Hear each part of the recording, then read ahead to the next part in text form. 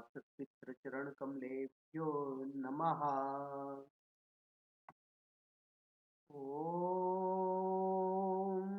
ब्रह्मानन्दं परं सुखदं केवलं ज्ञानमूर्तिं द्वन्द्वातीतं गगनसदृशं तत्त्वमस्यादिलक्ष्यम् एकं नित्यं विमलमचलं सर्वदी साक्षिभूतं भावातीतं त्रिगुणरहितं सद्गुरुं तं नमामि। अखण्डानन्दबोधाय शिष्यसन्तापहारिणे सच्चिदानन्दरूपाय तस्मै श्रीगुरुवे नमः। सरस्वती वन्दना लक्ष्मीर्मेधाधरा पुष्टिः गौरी तुष्टिः प्रभाधृतिः एताभिः पाहि तनुभिः अष्टाभिर्मा सरस्वती। सरस्वत्यै नमो नित्यं भद्रकालै नमो नमः। वेद वेदांत वेदांग विद्यास्थानेभ्यः एव च मातस्तदीयपदपङ्कज भक्तियुक्ता ये त्वां भजन्ति निखिलान् परान् विहाय ते निर्जरत्वमिह यान्ति कलेवरेण। ऊर्ध्ववायुगगनाम्बुविनिर्मिते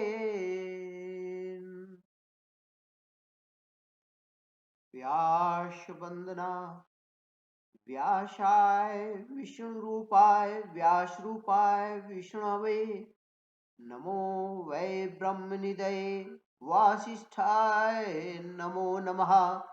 नमोऽस्तु ते व्यास विशालबुद्धे पुल्लारविन्दायतपत्रनेत्र येन त्वया भारततैलपूर्णः प्रज्वलितो ज्ञानमयः प्रीति। ओम श्री परमात्मने नमः। तीसरा अध्याय। इस पर अर्जुन ने प्रश्न किया कि हे जनार्दन, यदि कर्मों की अपेक्षा ज्ञान आपके श्रेष्ठ मान्य है तो फिर हे केशव मुझे भयंकर कर्म क्यों लगाते हैं तथा आप मिले हुए से वचन से मेरी बुद्धि को मोहित करते हैं। इसलिए उस एक बात को निश्चय करके कहिए कि जिससे मैं कल्याण को प्राप्त होऊं। इस प्रकार अर्जुन के पूछने पर भगवान श्री कृष्ण महाराज बोले, हे निष्पाप अर्जुन, इस श्लोक में दो प्रकार की निष्ठा है मेरे द्वारा पहले कही गई है, ज्ञानियों की ज्ञान योग से और योगियों की निष्काम कर्म योग से।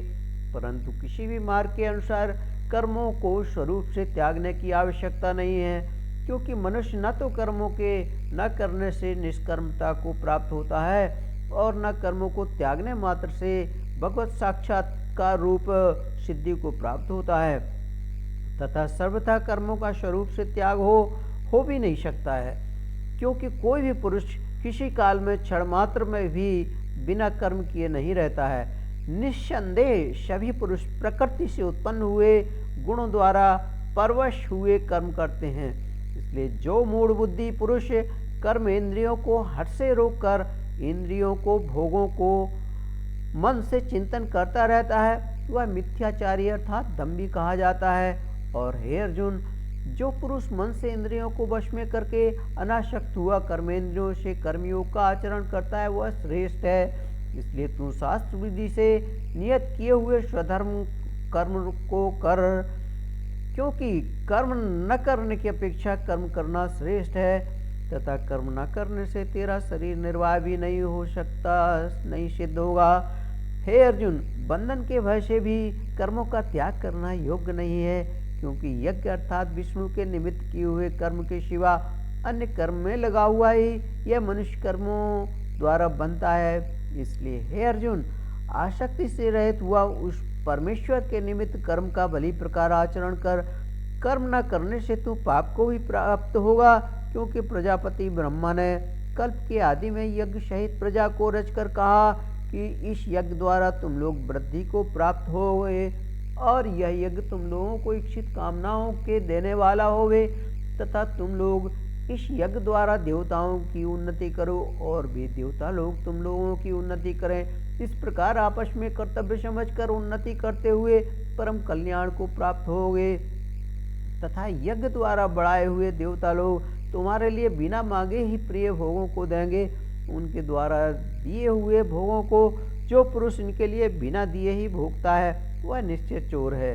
कारण कि यज्ञ से शेष बचे हुए अन्न को खाने वाले श्रेष्ठ पुरुष सब पापों से छूटते हैं, और जो पापी लोग अपने शरीर पोषण के लिए ही पकाते हैं वे तो पाप को ही खाते हैं। क्योंकि संपूर्ण प्राणी अन्न से उत्पन्न होते हैं और अन्न की उत्पत्ति वृष्टि से होती है तथा वृष्टि यज्ञ से होती है, और वह यज्ञ कर्मों से उत्पन्न होता है तथा उस कर्म को तू वेद से उत्पन्न हुआ जान, और वेद अविनाशी परमात्मा से उत्पन्न हुआ है।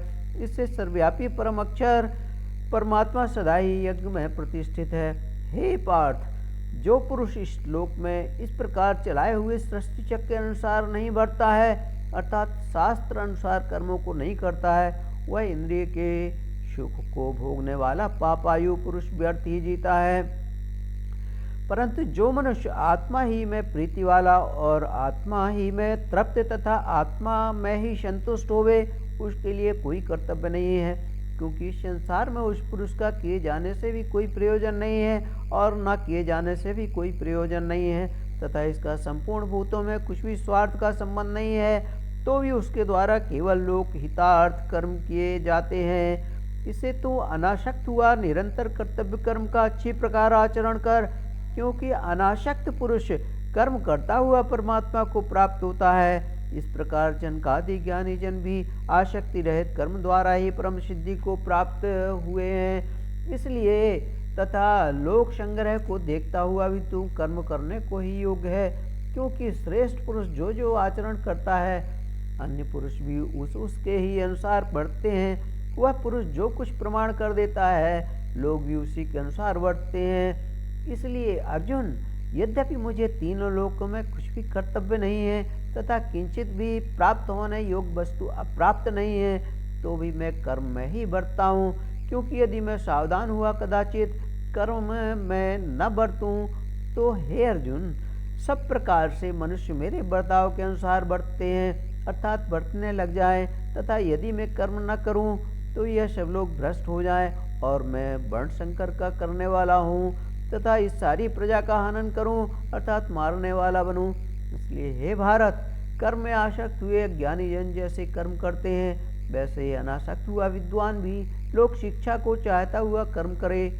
ज्ञानी पुरुष को चाहिए कि कर्मों में आसक्ति वाले ज्ञानियों की बुद्धि में भ्रम अर्थात कर्मों में अश्रद्धा उत्पन्न न करे, किंतु स्वयं परमात्मा के स्वरूप में स्थित हुआ और सब कर्मों को अच्छी प्रकार करता हुआ उनसे भी वैसे ही करावे। हे अर्जुन, वास्तव में संपूर्ण कर्म प्रकृति के गुणों द्वारा किए हुए हैं, तो भी अहंकार से मोहित हुए अंतःकरण वाला पुरुष मैं करता हूँ ऐसे मान लेता है। परंतु हे महाबाहो, गुण विभाग और कर्म विभाग के तत्व को जानने वाला ज्ञानी पुरुष संपूर्ण गुण गुणों में बढ़ते हैं ऐसे मानकर नहीं आसक्त होता है, और प्रकृति के गुणों से मोहित हुए पुरुष गुण और कर्म में आसक्त होते हैं। उन अच्छी प्रकार न समझने वाले मूर्खों को अच्छी प्रकार जानने वाला ज्ञानी पुरुष चलायमान न करे। इसलिए हे अर्जुन, तू ध्यानिष्ठ चित्त से संपूर्ण कर्मों को मुझ में समर्पण करके आशा रहित और ममता रहित होकर संताप रहित हुआ युद्ध कर। हे अर्जुन, जो कोई भी मनुष्य दोष बुद्धि से रहित और श्रद्धा से युक्त हुए सदा ही मेरे इस मत के अनुसार बढ़ते हैं, वे पुरुष संपूर्ण कर्मों से छूट जाते हैं। और जो दोष दृष्टि वाले मूर्ख लोग इस मेरे मत के अनुसार नहीं बढ़ते हैं, उन संपूर्ण ज्ञानों में मोहित चित्त वालों को तू कल्याण से भ्रष्ट हुआ ही जान। क्योंकि सभी प्राणी प्रकृति को प्राप्त होते हैं, अर्थात अपने स्वभाव से परवश हुए कर्म करते हैं। ज्ञानवान भी अपनी प्रकृति के अनुसार चेष्टा करता है, फिर इसमें किसी का हट क्या करेगा। इसलिए मनुष्य को चाहिए कि इंद्रिय के अर्थ में अर्थात सभी इंद्रियों के भोगों में स्थित जो राग और द्वेष है उन दोनों के वश में नहीं होवे, क्योंकि इसके वे दोनों ही कल्याण मार्ग में विघ्न करने वाले महान शत्रु हैं। इसलिए उन दोनों को जीतकर सावधान हुआ, स्वधर्म का आचरण करे, क्योंकि अच्छी प्रकार आचरण किए हुए दूसरे के धर्म से गुण रहित भी अपना धर्म अति उत्तम है। अपने धर्म में मरना भी कल्याणकारक है और दूसरे का धर्म भय को देने वाला है। इस प्रकार अर्जुन के ने पूछा कि हे कृष्ण, फिर यह पुरुष बलात्कार से लगाए हुए के सदृश न चाहता हुआ भी किससे प्रेरा हुआ पाप का आचरण करता है। इस प्रकार अर्जुन के पूछने पर श्री कृष्ण महाराज बोले, हे अर्जुन, रजोगुण से उत्पन्न हुआ यह काम ही क्रोध है। यही महाअशन अर्थात अग्नि के सदृश भोगों से न तृप्त होने वाला और बड़ा पापी है। इस विषय में कोई तू बैरी जान। जैसे धुएं से अग्नि और मल से दर्पण ढका जाता है तथा जैसे जीर से कर्म ढका हुआ है, वैसे ही उस काम के द्वारा यह ज्ञान ढका हुआ है। और हे अर्जुन, इस अग्नि सदृश न पूर्ण होने वाले काम रूप ज्ञानियों के नित्य बैरी से ज्ञान ढका हुआ है। इंद्रिया, मन और बुद्धि इस काम के वास स्थान कहे जाते हैं और यह काम इन मन, बुद्धि और इंद्रियों द्वारा ही ज्ञान को आच्छादित करके इस जीवात्मा को मोहित करता है। इसलिए हे अर्जुन, तू पहले इंद्रियों को वश में करके ज्ञान और विज्ञान के नाश करने वाले इस काम पापी को निश्चय पूर्वक मार। और यदि तू समझे कि इंद्रियों को रोककर काम रूप बैरी को मारने की मेरी शक्ति नहीं है, तो तेरी यह भूल है। क्योंकि इस शरीर से तो इंद्रियों को परे श्रेष्ठ, बलवान और सूक्ष्म कहते हैं, और इंद्रियों से परे मन है और मन से परे बुद्धि है, और जो बुद्धि से भी अत्यंत परे है वह आत्मा है। इस प्रकार बुद्धि से परे अर्थात सूक्ष्म तथा सब प्रकार बलवान और श्रेष्ठ अपने आत्मा को जानकर और बुद्धि के द्वारा मन को बस में करके महाबाहो अपनी शक्ति को समझकर इस दुर्जय कामरूप शत्रु को मार। इति श्रीमद्भगवद गीता रूपी उपनिषद एवं ब्रह्म विद्या तथा योग शास्त्र विषयक श्री कृष्ण और अर्जुन के संवाद में कर्म योग नामक तीसरा अध्याय। ओम शांति।